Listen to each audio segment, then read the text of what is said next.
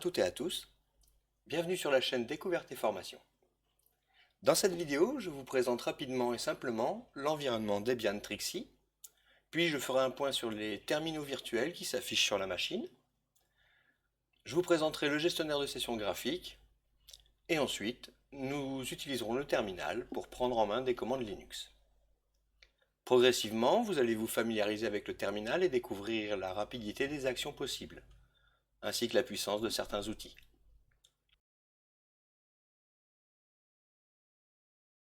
Démarrez votre machine virtuelle, vous arrivez sur l'écran de connexion. Si vous avez suivi les vidéos post-install Debian 13, vous êtes sur cet environnement et votre machine est prête à fonctionner. Les extensions VirtualBox sont installées et vous êtes sur l'écran de connexion. Le système d'exploitation GNU Linux est en premier géré par la ligne de commande. C'est un environnement graphique qui est rajouté dessus, qui amène un ensemble de services, d'outils, qui s'exécutent dans le système pour que l'utilisateur puisse les utiliser facilement. Donc un programme gère le rendu graphique, s'exécute et propose à l'utilisateur la possibilité d'ouvrir une session graphique. À ses débuts, Microsoft s'exécutait à partir de MS-DOS. Il fallait saisir Win en ligne de commande, appuyer sur la touche Entrée, le programme s'exécutait et on avait une fenêtre Windows qui s'ouvrait. Sous Linux, le serveur graphique se charge. Après la séquence de démarrage, le boot system, on peut voir la fenêtre de logging dans un écran que l'on appelle TTY. TTY est un acronyme de Teletype, ou téléscripteur en français. Donc à cette époque, un ordinateur, c'est une machine d'une taille assez conséquente qui envoie ses informations vers un téléscripteur que l'on appelle TTY. Donc on dirigeait la sortie des informations vers une imprimante ou autre chose. Ce qui avait pour effet de dire à la machine « imprime vers la TTY1 ou la TTY2 » et ainsi de suite. Plus tard, l'écran est devenu une source d'affichage. En cela, l'écran a pris la place du papier. Mais l'appellation du canal d'affichage est restée TTY. C'est aussi pour cela que l'on retrouve des commandes ou des arguments de commande, comme pwd ou print.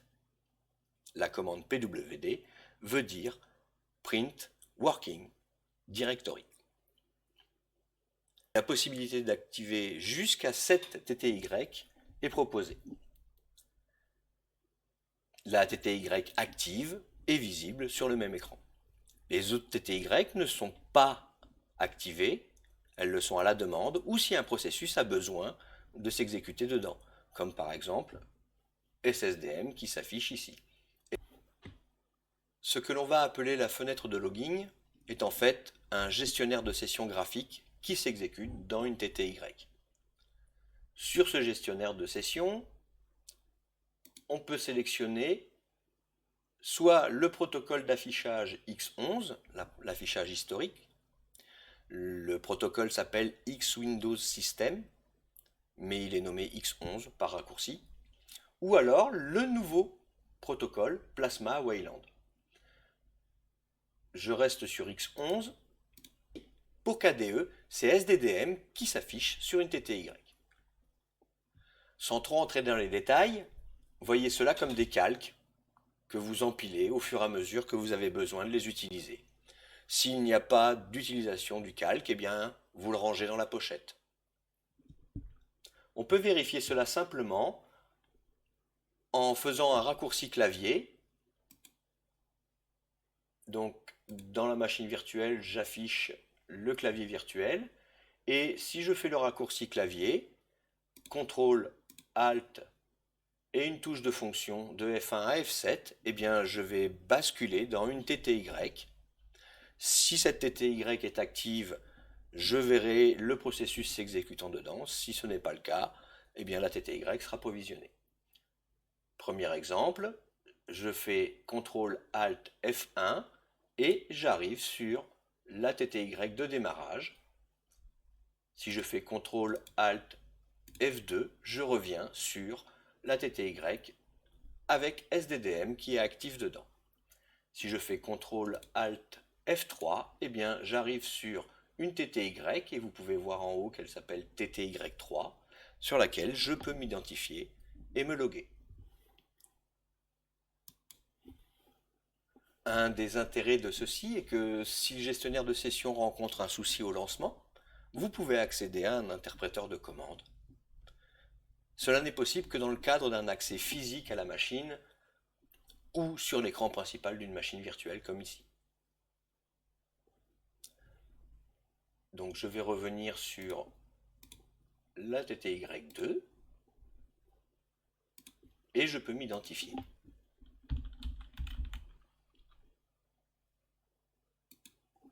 Linux propose plusieurs environnements graphiques, ce qui laisse le choix à l'utilisateur de personnaliser son bureau. Ici, avec KDE Plasma, eh bien, vous pouvez réaliser beaucoup d'actions de réglage, paramètres, des installations, comme dans un environnement classique. Cependant, dans certains cas, il vous faudra utiliser le terminal. Nous allons détailler un peu plus les commandes. Alors, la première commande que nous allons voir est assez simple puisque c'est la commande qui nous permet de consulter le manuel. La commande man affiche le manuel des commandes ainsi que leur synopsis et la syntaxe à appliquer sous la forme d'un pattern ou d'un canevas. C'est une aide très utile. Le plus courant, ça sera de saisir la commande man suivie de la commande qui nous questionne et on pourra avoir des informations. Si on fait man, eh bien, on affiche le manuel. Lorsque l'on est dans le manuel et que l'on consulte une page d'aide, on peut naviguer avec les flèches du haut ou du bas pour descendre ou monter, comme bon nous semble. Si l'on veut rechercher un mot en particulier, eh bien, le slash suivi de mot nous amènera à la première occurrence du mot. Si je veux voir le mot suivant, eh bien j'utilise la touche N et j'arrive sur l'occurrence suivante, motif. Voilà, donc c'est assez simple. La touche Q permet de quitter. Voyons cela avec une autre commande. Man et ls. ls va nous permettre de lister. Comme vous pouvez le voir, ls affiche le contenu de répertoire. Donc man ls nous montre comment fonctionne cette commande. Et typiquement, dans toutes les pages de manuel, vous retrouverez des rubriques identiques. Le synopsis de la commande vous indique les options possibles et ce qui peut être attendu derrière. Et toujours la touche Q pour quitter le manuel. Si vous voulez effectuer une recherche dans le manuel, en utilisant l'option "-k", vous pouvez saisir une commande, comme ici copie, et manuel vous retournera toutes les commandes comportant le mot copie dans leur description. Par équivalence, on peut simplifier en saisissant à propos le mot que l'on recherche et on obtient un résultat identique. CLEAR pour clear nettoie l'écran. Pour résumer ceci, eh bien, man est la documentation officielle des commandes. On l'utilise avec man suivi de la commande. Chaque page explique la syntaxe et les options. On navigue avec les flèches et on quitte avec la lettre Q.